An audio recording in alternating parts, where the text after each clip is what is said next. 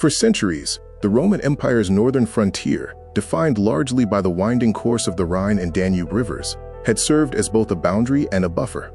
Beyond it lay a world Rome had long regarded with a mixture of fear and contempt, the vast, forested territories of the Germanic peoples. Though Rome had engaged in sporadic warfare with these tribes since the days of Julius Caesar and Augustus, an uneasy equilibrium had generally prevailed along the frontier.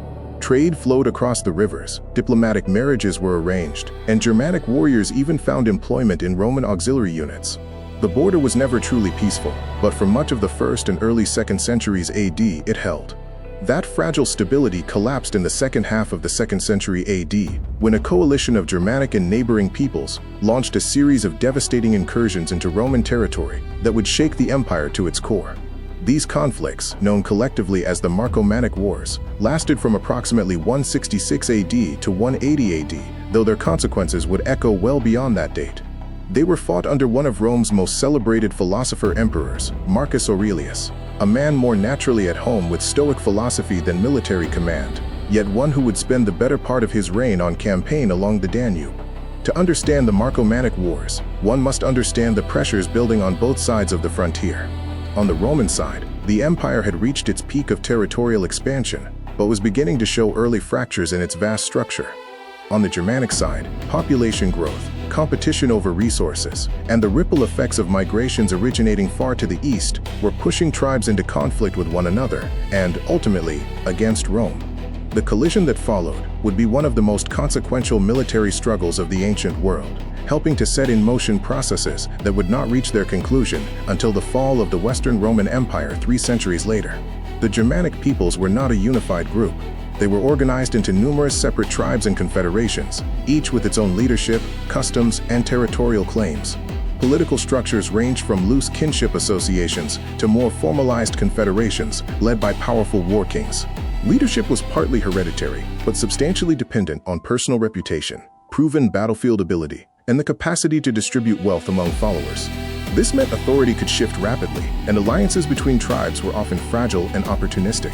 Economically, the Germanic peoples of this era were primarily farmers and herders, supplemented by hunting and limited trade. Roman goods, wine, fine pottery, metalwork, and coins had been flowing into Germanic territory for decades through both official commerce and raiding, creating a degree of material dependency that Roman strategists both exploited and feared. Militarily, Germanic warriors relied on personal courage, shock tactics, and the ability to concentrate force rapidly. They excelled at exploiting terrain, particularly forests and marshland, and could be devastatingly effective in ambush and raid. Open-pitched battle against a disciplined Roman legion was a different matter, though even there, sheer numbers and ferocity could sometimes overcome Roman tactical advantages. The Marcomanni themselves, whose name gives the wars their modern designation, were a Germanic tribe that had migrated from the main river region to Bohemia, roughly modern-day Czech Republic, in the late 1st century BC. By the mid-2nd century AD, they were once again a dominant force north of the Danube. Closely associated with them were the Quadi, occupying territory in present-day Slovakia and western Hungary, along with the Iazyges, Sarmatian nomads of the Pannonian Plains, and a shifting array of other peoples drawn into the conflict. What transformed this collection of restless frontier peoples into a coordinated military force capable of penetrating deep into Roman territory remains debated. Population pressure is frequently cited, as is displacement caused by migrations further east, possibly early stirrings of what would later become the migration period. What is clear is that by the 160s AD, those pressures had become unsustainable, and Rome's northern frontier was about to face the most severe military crisis it had encountered since the disaster at the Teutoburg Forest, more than a century and a half earlier. The immediate trigger came in 166 AD, when Germanic tribes and their allies launched a massive coordinated assault across the Danube. The timing was catastrophically bad for Rome. The empire had just emerged from over a decade of warfare in the east, where campaigns against Parthia had strained military resources significantly. Far worse, armies returning from the east brought with them a devastating pandemic, the Antonine Plague, likely smallpox, that swept through the empire with lethal efficiency, killing hundreds of thousands and severely depleting Roman military manpower at precisely the moment it was most needed. The initial Germanic assault was unlike anything Rome had experienced for generations on this frontier. The invaders did not simply raid and withdraw, they penetrated deep into Roman-held territory. Most shockingly, a Germanic force reportedly numbering in the tens of thousands crossed into Italy itself, breaching the Julian Alps and advancing as far as Aquileia, a major city in northeastern Italy, which they proceeded to besiege. The psychological impact was immense. No enemy army had reached Italian soil since Hannibal's invasion during the Second Punic War, some 4 centuries earlier. Panic gripped Rome. Emperor Marcus Aurelius responded with measured determination. He and co-emperor Lucius Verus traveled north to take personal command, though Verus died of illness in 169 AD, leaving Marcus as sole ruler. To address the manpower shortage caused by plague and battlefield losses, Marcus took the controversial step of recruiting gladiators, arming slaves under certain conditions, and enrolling Germanic peoples from other tribes into Roman service. Measures that reflected the desperate state of Roman resources and set precedents with long-term consequences. The early years saw brutal, grinding warfare across the Danube region. Roman forces worked to stabilize the frontier, expel invaders, and launch a systematic counter-offensive. By around 168 to 169 AD, the Italian invasion had been repelled, and the focus shifted to sustained campaigning north of the Danube. Marcus Aurelius was directly present for much of this fighting. It was here, in the military camps along the river, that he composed much of the Meditations, his private philosophical reflections that would become one of the enduring works of Stoic thought.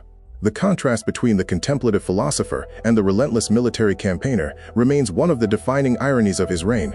A tentative peace was concluded with the Marcomanni and Quadi around 175 AD on terms favorable to Rome, including tribute requirements, the settlement of some Germanic peoples within Roman territory, and restrictions on tribal foreign policy.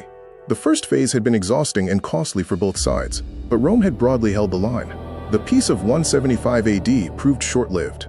Within a few years, renewed tensions escalated into open warfare, and in 177 AD, Marcus Aurelius launched a new campaign with an explicitly expansionist objective: the complete subjugation of Marcomannic and Quadic territories and their incorporation as Roman provinces, to be known as Marcomannia and Sarmatia.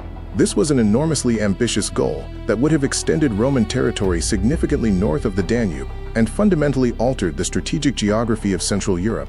The second phase was, if anything, more intense than the first. Roman forces achieved significant battlefield successes, driving deep into Germanic territory. A famous episode preserved in Roman sources and depicted on the column of Marcus Aurelius in Rome describes a miraculous rainstorm that revitalized exhausted Roman troops and confused their enemies, an event that both pagan and Christian writers would later claim as divine intervention on behalf of their respective faiths. The military situation was developing favorably for Rome when, in 180 AD, Marcus Aurelius died at Vindobona, the Roman legionary fortress on the Danube that would later become the city of Vienna. His son and successor, Commodus, quickly concluded peace on terms considerably less favorable to Rome than Marcus had been seeking, abandoning the planned new provinces and essentially returning to the pre-war status quo with modifications. Commodus was eager to return to Rome and its pleasures, and the wars had been enormously expensive. The decision was controversial then and remains debated by historians today. Had Marcus's plan succeeded, incorporating Marcomannic territory might have provided a more defensible northern frontier and altered Rome's subsequent relationship with the Germanic world. What is certain is that the peace Commodus concluded ended the Marcomannic Wars without resolving the underlying pressures that had caused them. The Marcomannic Wars left a deep imprint on Rome and on the broader trajectory of ancient European history.